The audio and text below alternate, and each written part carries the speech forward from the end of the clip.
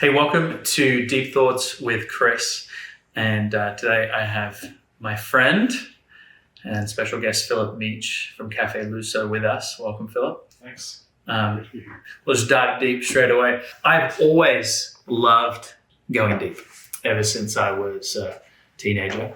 And I've always loved pioneering and starting things, but specifically around myself and others, like really discovering what is the true calling and purpose and mission on one's life. I believe, like John Eldridge said, that every man has a battle to fight, an adventure to live, and a beauty to rescue. And today, and for the life of this, whatever you want to call it, podcast channel, discussion, this conversation is all about seeing people's calling and purpose illuminated, helping people like discover and refine their God-given mission. Anyway, that's some context to begin with. And we'll see where this goes both today. If people don't know who Cafe Luso is and who Phillip Meech is, like, give us the 3-minute birth till now. Who is Phillip Meech? Tell us your life story. I drink coffee today because I used to drink coffee with my grandfather on our family farms in northern Colorado. Really? So that was like summer vacation every year from birth to end of high school. I was going there for 2 months. What age did you start drinking the coffee? Probably maybe by 10. Wow. By age 10. Yeah. Small farming town in a small city in almost the Midwest. You're used to driving combines by the time you're 10. You're used to baling hay. You're used to having... It's not that you grow up too fast, but you do get more responsibility a little bit earlier. So if you go to a small town diner with your grandfather and he turns over his cup, if you turn over your cup, as I discovered, it will get filled with coffee without any questions. So I thought, well, that's cool, because whatever your grandpa does is cool. And so I want to do this. So that was our early bonding in some ways, every summer for a couple months. And then coffee never really let go from that point forward. I got fascinated with retail coffee in high school as a very interested in drama. So a lot of the people in the production troupe would go to coffee houses to talk about the production show or anything that had to do with fine arts and performance arts, anything like that. And then I just got fascinated by watching, this is probably like early 90s, just watching the dance of the barista, because the espresso machine was not like how we tend to do it at most coffee bars in this country, where it's like, I'm barista, here's my barrier, here's my machine, and then here's customer. The machine was canted off to the side, so if you were in line, and mind you, this is way pre-cell phones, so people needed something to do in line if you were there for 20 minutes in a line. And everybody could see the production value, the theater of coffee being made. And I just remember being fascinated by that. So as soon as I got my driver's license, I started looking for a coffee job. It took me 2 years. And then in 1994, I started working in coffee. 94, professionally, and never stopped. So retail coffee, in the middle of all of that, I was getting ready to go off to college. And I went off to college to become an orthopedic surgeon. And the fast version is coffee would not let go. So about two and a half years into that, I met a coffee roaster. I was meanwhile continuously working. You're starting to be an orthopedic surgeon. You're 2 years into that. You meet a coffee roaster. And took a big left turn. Wow. Yeah, and changed majors to business, corporate finance. Okay. But finished out the degree while apprenticing and learning about roasting and continuing to work in retail. So I worked in retail coffee for, 6 or 7 years. Mm-hmm. Then graduated in the year 2000. We took about a week off, and then we got right to work in my dad's garage. Very Northwest thing to do. Start a company in your parents' garage and see where it goes. You and Mr. Bezos. That's right. The man. Many. So I had no idea what was going to happen. But I figured, well, if it, low fixed costs, I think the most expensive cost was $19 a month for a telephone bill. So I thought, well, if everything really falls apart, total budget all in to get started was like $15,000. To get a roaster? To get a roaster, inventory, other equipment, and just miscellaneous sundries. Wow. And so you funded that out of your own cash? That's right. Nice. You've been. And my parents funded it. Yeah. Oh, your parents funded it. Okay. Thanks, Mom and Dad. Thanks, Mom and Dad. Yeah, pretty much from there. I didn't know what was going to happen, but I knew that if it failed, I could just start over and start over in business or go back to school or figure it out or do whatever. So there was never a lot of trepidation. I knew what I wanted to do, and I believed that I could do it. So sometimes if you have the three magic pillars line up, if you have the opportunity to do something, if you have the ability to do something and the desire to do something, it's probably a green light to at least give it a try. Totally. So those things kind of came into focus. Would you recommend that for anyone who is creative, entrepreneurial, or whether they're a person of faith or kingdom or not? I think so. I think at a minimum, like if you could start down the road and you only have 2 out of the 3. So maybe you don't have the opportunity to do something because you need funding, or it's a time constraint for any number of reasons. Yeah, season of life. It'd be strange to try to go headlong into entrepreneurship without the desire to do it, though. That would be strange. So I think you have to have the desire. Did you have the desire for entrepreneurship right then, or you had the desire for coffee? I think it was more for coffee than anything else. And entrepreneurship kind of followed in its wake. Very much so. I was not like I can't work for other people or something. I will work for tons of incredible people. Yeah. So that wasn't the thing at all. It was really like I think I just wanted to do coffee. I really wanted to do this and pursue this as a craft. And I knew that I could pursue it for the rest of my life and never get bored. So you had the passion and the desire. Yes. Kind of like Jim Rohn talks about the hedgehog concept or the flywheel, which if you had 3 concentric circles, it would be like you've got the passion, interest, desire for something.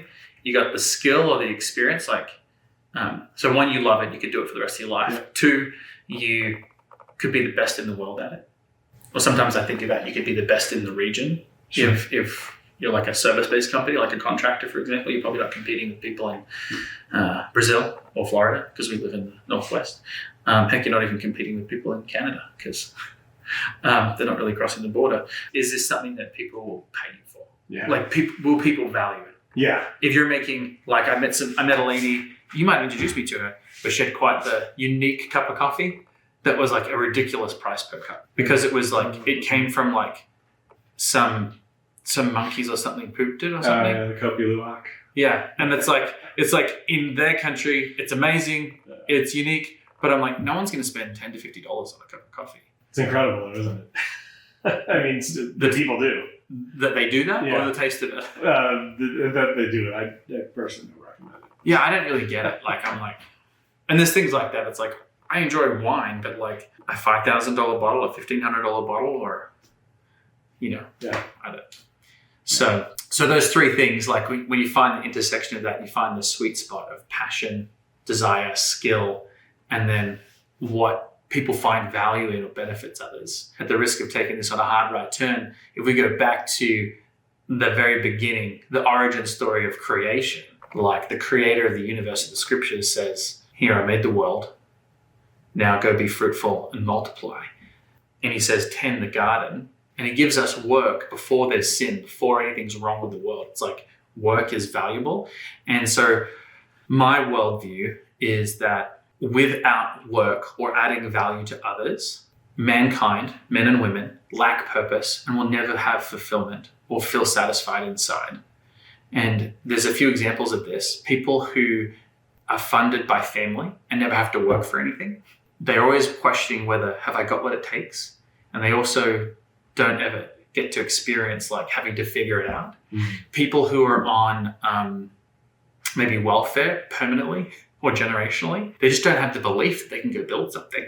Or like my dad's done business as missions in Papua New Guinea. They have like an almost godlike complex for white people. It's got nothing to do with skin color, just the fact that the white people that come there typically have money. So they just think all white people are wealthy and rich just because of they have subsistence. They're a subsistence living country where they've got all these resources, water, food, they've got pigs and sweet potatoes and coconuts and coffee, yes. All these things they can live off. But go to the end of life and there's people who retire and the stats on people retiring from their career to nothing are really bad. They die quickly. I would imagine so. And if I was someone else and was pulling up the stats, I could pull it up. I've seen things as like 2 years or whatever. Your life expectancy shortens when you've got nothing to live for. But we all know stories of those people who they don't even know what time it is. They're always working, or they're always involved in something, and they always will be. Sure. I've met people we've been a part of similar organizations like C3 Leaders. I've met men in their 60s and 70s that really were like wrestling with their own relevance, their own, what have I got to give? And I'm sitting there like wanting to fall out of my chair going, are you freaking kidding me? Yeah, you got everything to give and we need it. There are people who are searching for, longing for, praying for, hoping for you, who has this experience, who has this wisdom, who's been through life both as a man, as a husband, as a father, as a grandpa, as a business leader. You've been through like awesome times, terrible times, and everything in between. People that just need some guidance and wisdom, and they don't know how to find you or how to ask for you. They're kind of intimidated or afraid, and here you are feeling irrelevant, like you pass it. And I'm almost like, I just want to like bring you guys together and get you to talk. Awesome. So that being said, adding value to people, purpose and calling. You were talking about coffee and how it was a passion. Maybe talk about how you discovered maybe your passion, or maybe even like calling, purpose, and mission. Like, was it an accidental discovery that it kind of just came after the fact, or was it encapsulated in what you really enjoyed doing? And then, and then at what point did skill come along? Did that just... Boy, it's a lot there. I mean, it evolved as I was evolving, because I was a new believer, a year before we started, when I really came to understand and know the Lord. I wasn't a hardcore atheist or something like that beforehand, but it was a different shift for me when I knew everything about God was real. In the time since, it's been a continuing evolution. So let me start at the end. Well, not the end, but let me start at the now, which looks forward, but it also looks backwards. When I figured out what my life mission statement really is, and that kind of came into being as I started to enter Act 2 of life, at least according to the insurance actuaries. What is Act 2 of life? Well, I'm thinking about 55 or 58% in.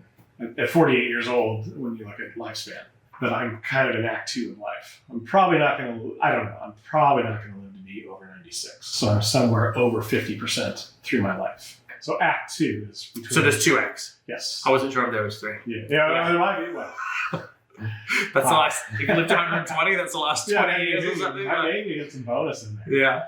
My personal mission statement is very much taken from Proverbs 31, where whether you believe that's just a natural accounting or an allegory of wisdom or both, but when the scripture speaks to this industrious woman who, depending on your translation, has no fear of the future or smiles at her future or something very similar to that. My whole goal in life is to sit with people, walk with people, hang out, do whatever with people until they are free enough to once again smile at their future. Wow. That's what I want. Now, as it turns out, coffee in all of this, yes, it's a hobby and a passion and it's a full-time vocation. It's all these things. But really what coffee is an excuse to have conversation. Yeah. As this universal hospitality. It totally is. I didn't drink coffee till I was 27 or 28.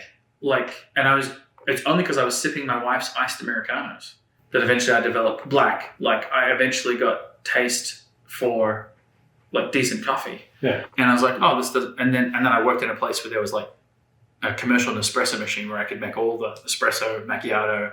And so it was just fun trying it. I didn't have to pay for it. Yeah. But up until that point, for like the 10 years as an adult prior to that, I would say, do you want to get together for coffee? And I would never order coffee. It was just meaning, do you want to get together and chat under the excuse of a beverage? Sorry. Yeah, it's very much that. I really adhere to that. It's an excuse to have a conversation. So thinking about contact time with people over time, over the years, over the decades. Coffee is sort of playing a role in facilitating, or at least what we call let's get coffee or something. It's just in the background out there. So it's universally applicable, something that I can do with my vendors, my customers, my staff, family, friends, community at large, you name it. Coffee just sort of sits as almost a little social glue that kind of brings in and holds people together in a unique way. So that's life mission. I mean, beyond that, it's really, as it translated into business more and more, that was like, how do I inspire and encourage people one cup at a time? So that was like the functional playing out of this personal life mission. And so that's how coffee's in the middle of all that. That's why there's no exit strategy. People offer to buy the company or whatever else, but that would be disobedience unless I got new information I already know I'm supposed to be doing this until I get up for the last time. Really? That is a commitment that I think you rarely hear people articulate out loud, let alone even consider. At what point were you that clear? Or what helped you get clear? That's a great question in the sense that we should have closed down so many times we lost count. We should have gone bankrupt so many times. We left for dead for so many times. And we did actually. We declared bankruptcy in May of 2007 for I don't know, something like 22 minutes. And then God restarted the company before we had time to get the forms to declare insolvency. Oh, wow. And it's just kind of been like that for 25 years. It's an incredible track record of showing up and rescuing me from myself. And you always ask, what did I do wrong or what did I not do right? Or you try to understand and diagnose what things went wrong. And God just keeps showing up, and every time that should be it, lights out. You're like, no, we're not done yet. So walking through those experiences year after year after year after year, I slowly got the picture that God was determined to push this forward successfully. What do you mean rescue from yourself? Well, the biggest threat to the company is me. I often say to leaders, the number one thing that is going to hold your company back, the number one person that will hold your company back is you. Yeah. And if a company wants it to develop, its leadership needs to develop. And typically, a company will grow to the level of the incompetence of the leader.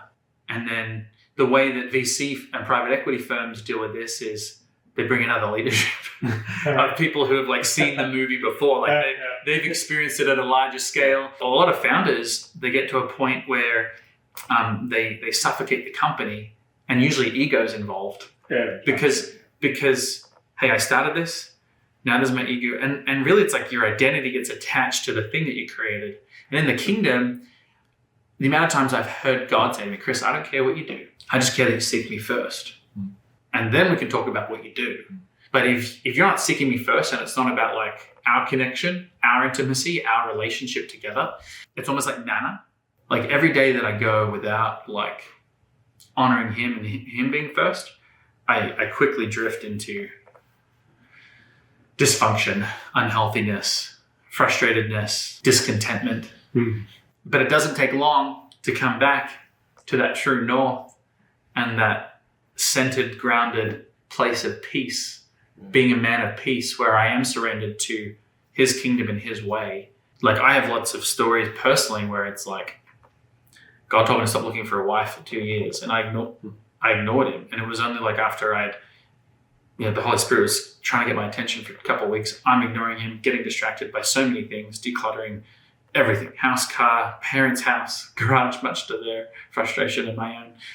And then finally I surrender. I'm okay, I give it to you. 12 weeks later, he says, stop looking for a wife. I'll bring you one. Just seek me first, which practically look for me hey, first thing when I get up in the morning, read the word, journal, go for a walk, dialogue with the Holy Spirit. Yeah. That's all he was asking for. Nothing too complicated. Just kind of the basics. But being consistent at the basics and the fundamentals for the long haul is something that I don't see many people do in lots of areas of life. Spirit, physical, relational. Lots of people will build a business for 25 years and sacrifice their marriage and their health on the altar of that thing being successful. So I see an invitation from God to be hey, will you lay this down like Abraham laying Isaac down? Will you just lay this down? Will you seek me first and then trust me that I'm going to bring the dreams that I put in your heart to fruition? Almost like a Joseph or a Daniel. Hey, I gave you these dreams. Yeah. I'm not going to tell you when they're coming, but I am faithful. You just got to trust me. And Abraham never even saw it. He never saw the stars in the sky. We see it now. So how do those sort of things play out? Have you seen them play out for you over the last 25, 30 years? How have you seen the surrender of seeking first the kingdom play out in your business and in your calling? I kind of ask that on a regular basis. Today, what does seeking first the kingdom look like? Mm-hmm. I think in some sense, the more we understand that God is love, seeking first the kingdom probably also means seeking love, seeking to love others as we're told by God. So I translate that to understand, what's my job? What's my actual job? It's not signing checks, and it's not plotting strategy. It's that it's attached in there somewhere. But you distill down to the most basic essence. What is my job? My job is to help people get where they're trying to go. One cup at a time. One cup at a time.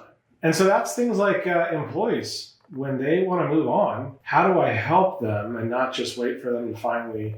Yeah, do you find a conflict of interest there where like there's some of these people who are really good at what they do or really good to your organization? You almost want to keep them around as long as possible. But on the flip side of that, if it wasn't your company, you could be suffocating, squashing, or delaying what they could step into. What they could step into. That's like when C.S. Lewis says love is considering the highest good of another or something like that. Mm-hmm. I think that's baked into there somewhere. It sounds noble, like we've got to do whatever we can to hang on to these people. Well, we want to do things that are good, but not restrict them like what you just said. From maybe where they go next is where they flourish even more. And you also don't want to hide under a rock of fear where you believe that if I show up at work on Monday morning and my 4 employees all say we're all quitting, that only tells me that there's 4 people that are already en route to come and apply for a job. That was my next thought, is like by holding on to some people longer than you should, are you not preparing for opening yourself to the better that may come along? That's right. So that's daily. What's the next thing you need to let go of? Or one of my favorite questions to ask people is, what do you need to stop doing? What's an example of that in the past 3 years that you've had, like, these things I've stopped doing have really created some freedom or some health? Standard issue fear stuff. It doesn't matter what the category is, but just, I mean, it's an ongoing process for me. Like, we're pretty good at probably, the cartoon and somebody's got their hand wrapped around the thing they don't want to give to God. And I actually think the majority of us are probably really good at opening our hand 90%, or maybe 95, or maybe 99%. I think it's that last 1% of what's the thing that you're holding on that you're not fully surrendering or fully letting go of. And I think looks obviously probably different for different people. But for me, it's ultimately comes down to either fear or how do I exert control? And the tension point between that and trust. And you know that you are really in a danger zone when you catch yourself, or if you hear other people say, going through the ringer, relationships with other rocks, jobs on the right, all this stuff is going bad, sideways, it's hard. And as soon as you hear somebody say, right now I'm just trying to trust God, that's when the big red flag goes up. Because you cannot try and trust at the same time. Try says it still somehow depends on something in me. Right. Trust says it depends on somebody who's trustworthy. It's almost like saying what I know I should say, or speaking some Christianese, or something. So for those people that are maybe hearing themselves say that, or who are wrestling with this, they're listening to this conversation right now, they're almost getting like convicted, like, I am holding on to, I'm trying to control this, or I'm holding on to this, or I haven't completely surrendered it. What would be your encouragement or wisdom? Confess your sin, confess it to God, and get forgiven of it, and then move along in the joy of freedom. And is it enough just to say it to God in your closet or your bedroom, or is it best done in like community, like maybe sharing with a trusted peer or confidant? Or could probably look a lot of different ways, but or your spouse, whatever it might be, depending on if others are involved for sure. But the bar is so low. Thank God for offering something to Him sincerely. That there is that's why there is an effort. That the Scripture says, so just as you received Christ Jesus the Lord, so walk in Him. How did you receive Christ Jesus the Lord? By trial, by effort, by tension, by gutting it out? No, by grace through faith. So just as you have received Christ Jesus the Lord, so walk ye in Him. That means just go forward by grace through faith. It's effortless because all of the energy is from walking in lockstep with Him. So that's the good news, is like, this is not another rucksack to pick up or another load to carry or another deck of cards to figure out how to manipulate. So how have you been able to overcome that or move beyond that? A lot of scraped knees. I mean, or maybe it's like, what didn't work, and God's kindness in letting you try to run through the wall repeatedly until you finally get tired out. I mean, it's easy to grasp the mental constructs. I think the way it's fleshed out for me is it was just a lot of God graciously letting me come to the end of myself over and over and over and over and over again. Until I really, after a while, it started to sink in like, I cannot bail myself out. I cannot be smart enough, wise enough, clever enough to deliver myself. So it's kind of like, it's that last 1% of submission or letting go. I think God probably lets people go through that at different rates, and it's probably the rate at which you're willing. But somewhere in there's grace given. But everybody probably has a different story on the timeline or the severity of events or something like that. I don't know. Well, helping people get where they're going is acting in the nature of loving them, which is considering the highest good of the other one. And so practically, what does that look like? About like leadership and management? Sure. What is leadership? Well, what do leaders, primarily at its essence, what do leaders do? And so Daniel Halleck and Rob McKenna were doing a thing online one time, and they said, have you ever grown up, has anybody played a game called The Leader? What do leaders do? And when you get down to it, it's like leaders go first. Yeah, it's a good visual. The leader's just the one that, they're the first one into the foxhole, or the first one into the cold call, the door knock, or to map a strategy, to turn on the lights, whatever it might be. But leaders go first. But that's different from the sense of like under a broad umbrella, like primarily what is leadership or what constitutes good leadership. And this is from Mike Manazir, retired Navy admiral. And he said, leadership is primarily about two things. That's giving guidance and removing barriers. Well summed up. Well, I think it's fantastic. If there's a better definition, I can't wait to come across it somehow, and I'll probably adopt it. But like that's so far has been the best one that I've heard. Yeah.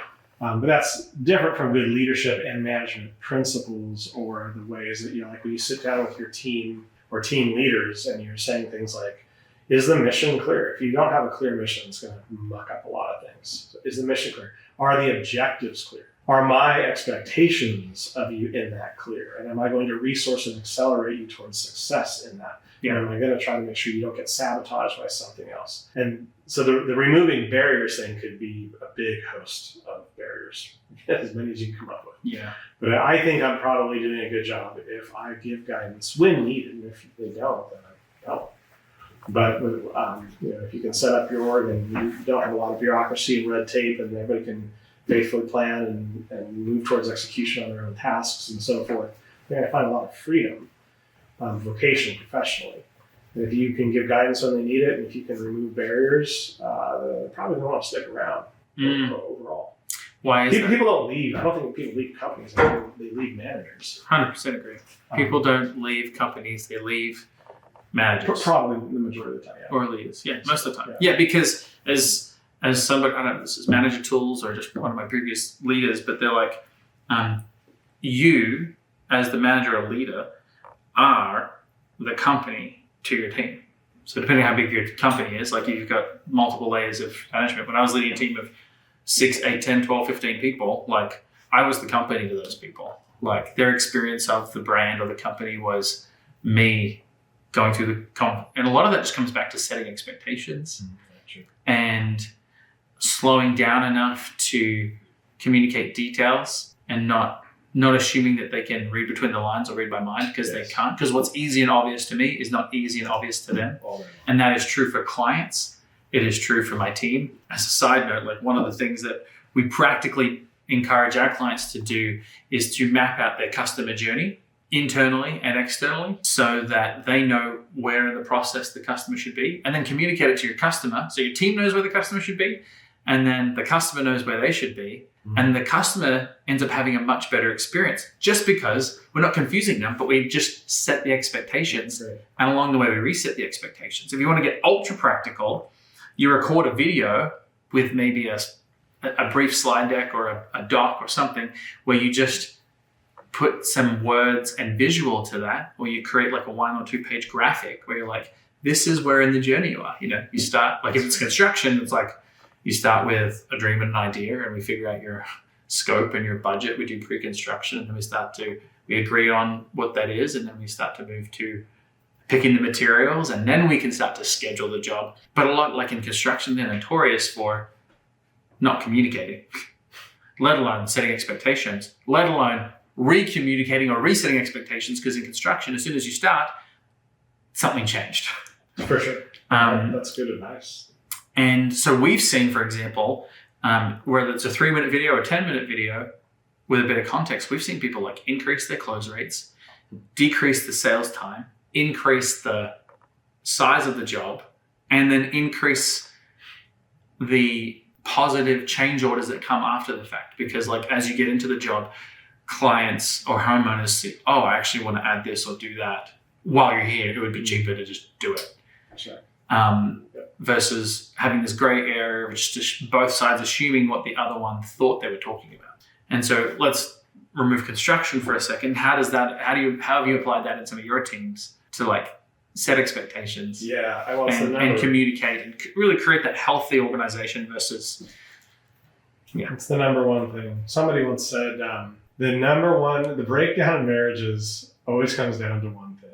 And you can make a list of specifics over here and say things like disagreements or stress on finances or intimacy or how you're going to raise kids, or you can make a list of 24 things. But the one thing that's behind all of those ultimately is unmet expectations. Oh, yeah. So it's the same thing with clients, right? I think it's the same thing with clients. The number one thing that sees clients upset is unmet expectations. Unmet expectations. So, same with your team. Same with the team. Yeah. I mean, there's no magic on the face of planet Earth.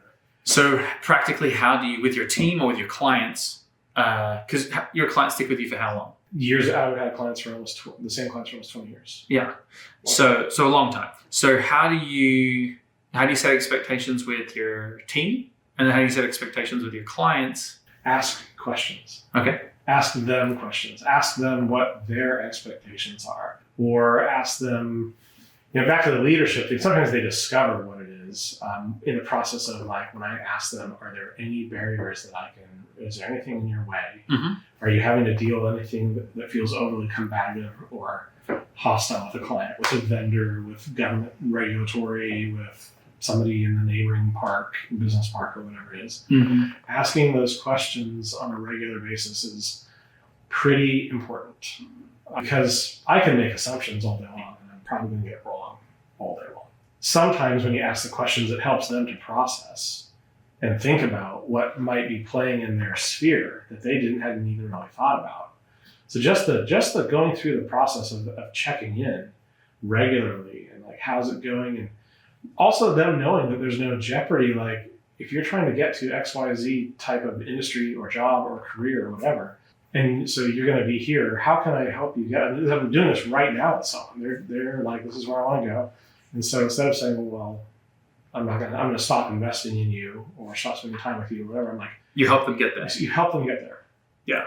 And do everything that you can. And the return side of that is from employees, when they come on, is just make it clear, like, I expect you to work hard. I expect you to show up. I expect this, I expect that. In return, when it's time for you to move on, I will do everything I can, tapping whatever network you have, providing resources.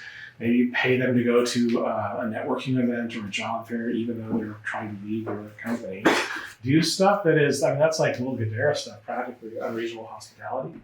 You're just being hospitable to your employees. So would that be like how you would sum up maybe how you would approach releasing people in your company in a healthy way? Like, yeah, you're basically trying to set them up for where they're going to flourish the most. Mm.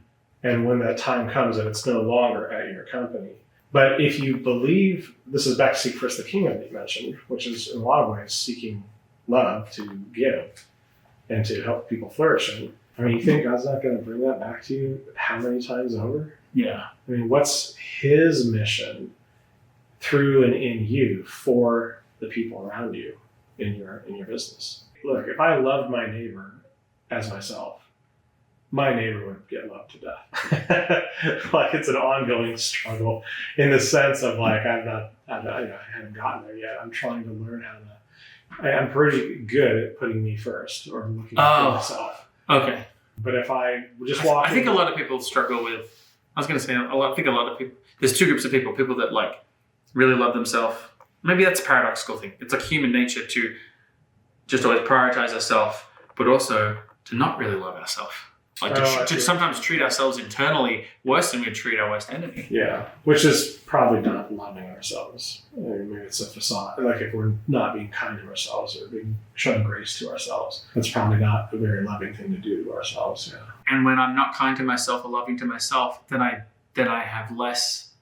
Then I do that to other people. But it starts with almost loving myself, but maybe in a pure sense versus a hedonistic, self-absorbed, narcissistic way. Yeah, right. Which our culture kind of promotes. Maybe quick fire.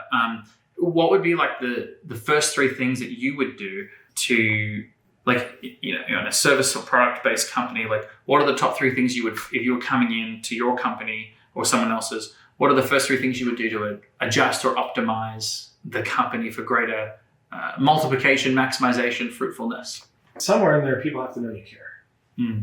So however that is going to play out, and it could look a lot of different ways, but there has to be something, otherwise you just really it's getting a paycheck in that sense. So there's value in taking time to have real conversations and be open to people to talk about whatever it is, but connection. So kind of, look, what's the hardest thing to get people to do? I think it's probably the hardest thing to get people to do is to pull in the same direction. Oh, yeah.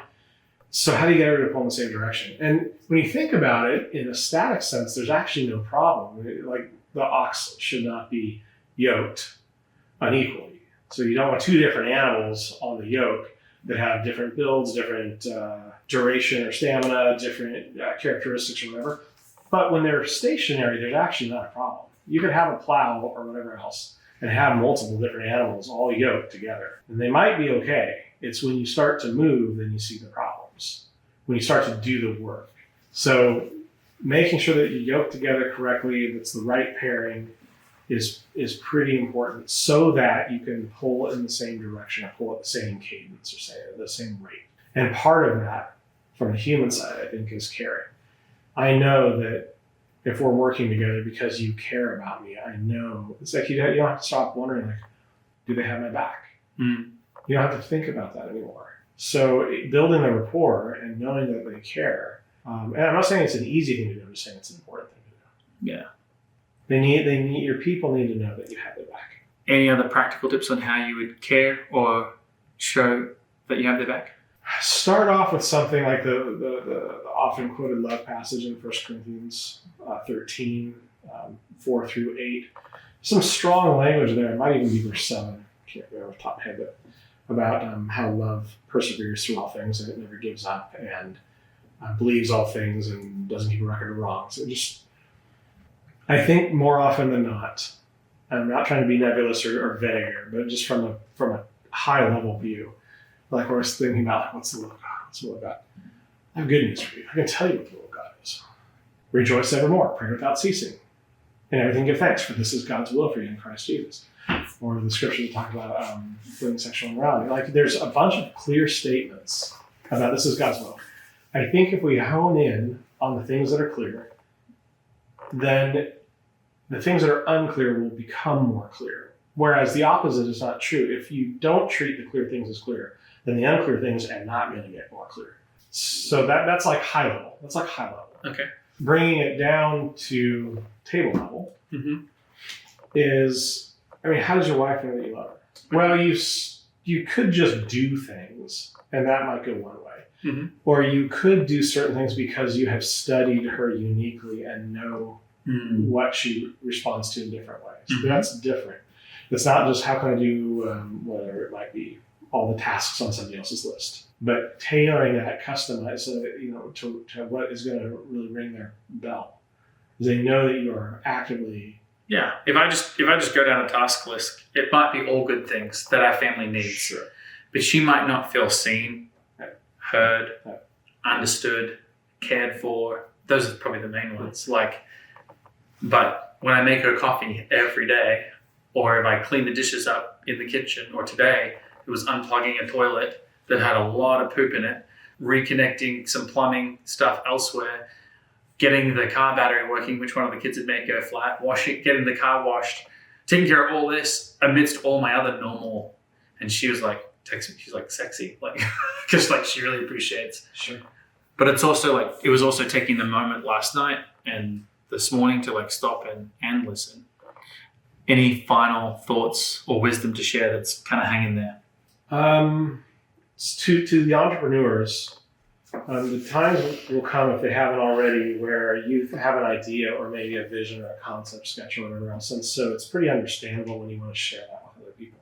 Maybe you have an advisory board, or you have friends, or you have family, or you have people that you talk to, or whatever it is. I've encountered this, and I used to wrestle hard with this, is because I felt like I could almost see things coming in the industry or how to position or whatever else. So I would share that with family members, business colleagues, whoever it might be. And they never really got excited. They didn't shoot me down, but they didn't really break out the pom-poms either and really, attaboy and a lot of rah-rah. And so I was talking to a guy who had a very successful physical therapy chain, Randy Johnson, not the pitcher. And Randy says, I asked him, I said, so you've done this. I feel like I can see things, but nobody gets excited. And so I must be doing something wrong. And he said, sounds to me like you're doing everything right. Because entrepreneurship, practically by its very definition, functionally, is you seeing things before everybody else.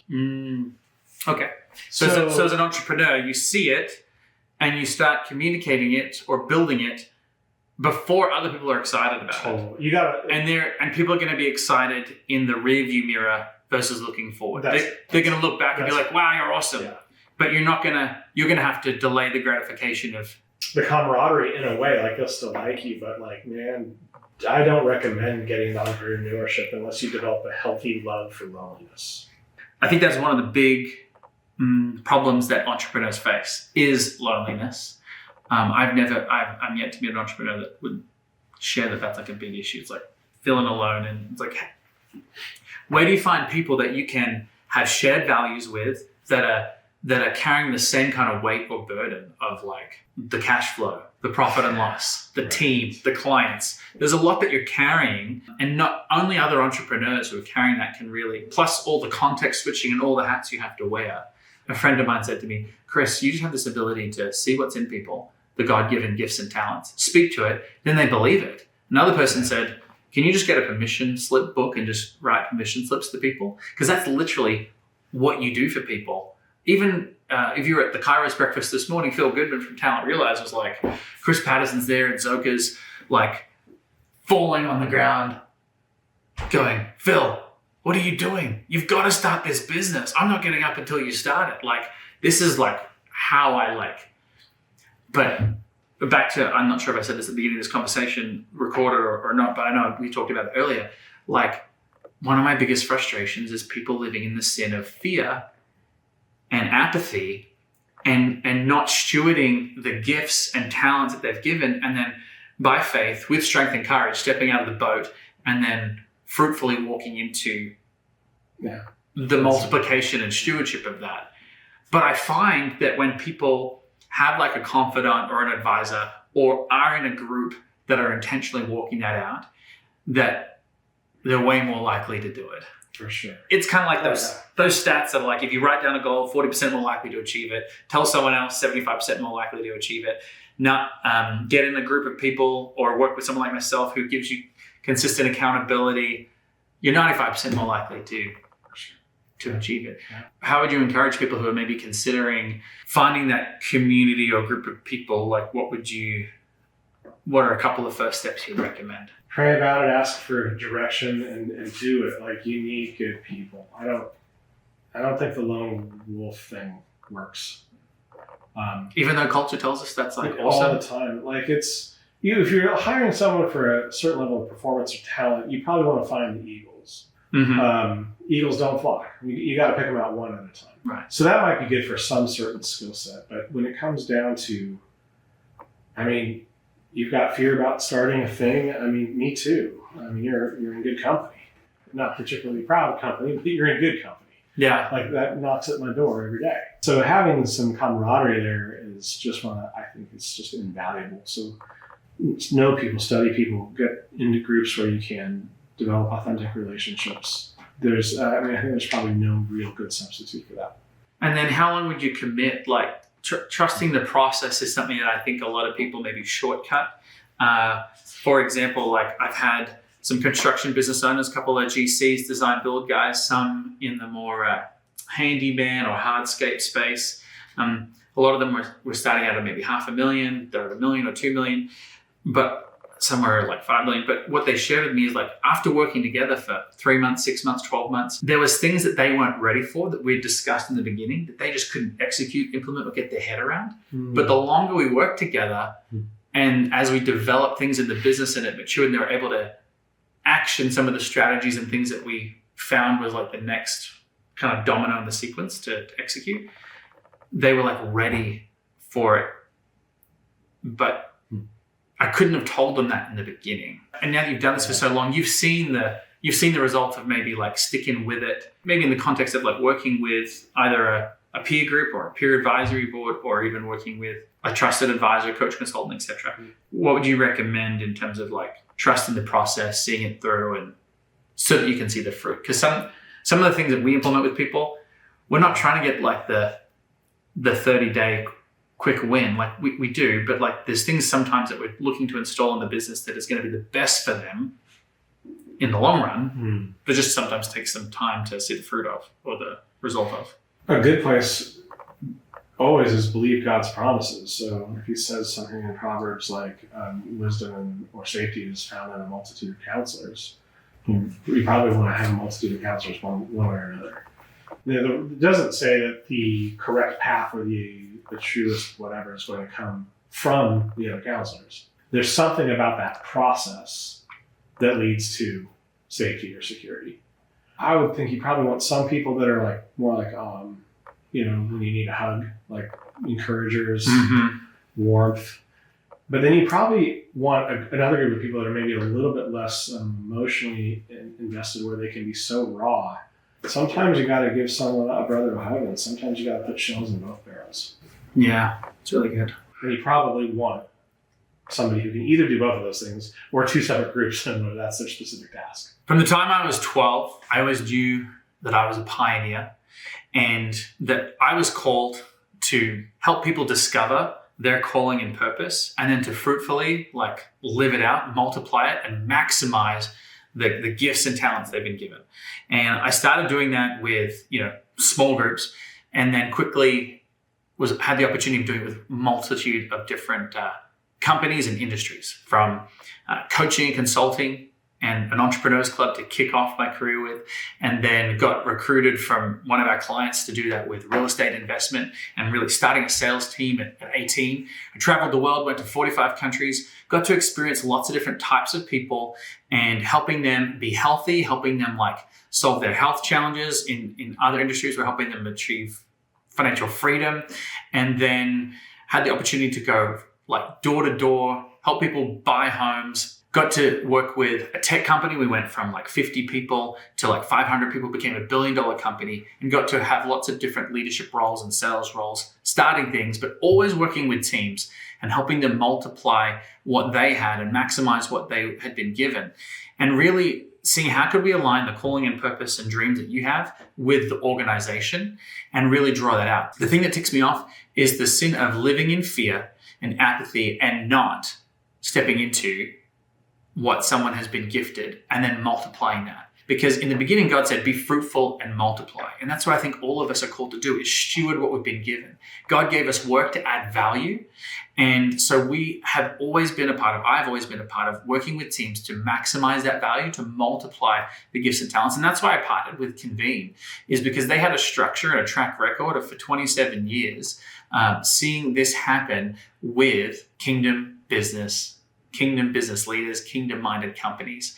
And I had like several mentors who were like, Chris, your experience and the way that you're already serving people is so similar. You're already working with service-based companies that are doing 1 to 10 million. You're already seeing them double and triple, but you're also seeing them grow in their spirit and in their family. Because I've always been about helping people build better companies and better families. So that's why I partnered with Convene, because they had the structure for it, they had the track record for it, and bringing people together in a community where they link shields in a confidential space, but where they form this unique advisory situation and relationship where you help each other grow and multiply is something that I've seen as priceless and just helps people accelerate and maximize everything they've been entrusted. Hey, Phil, thanks for taking some time away from the roastery down at Cafe Luso in Redmond. If you are a business owner and you like good coffee, you should definitely get some Cafe Luso beans. I've worked out of offices for a couple of years where we enjoyed your product, and now I frequent coffee shops along with the film crew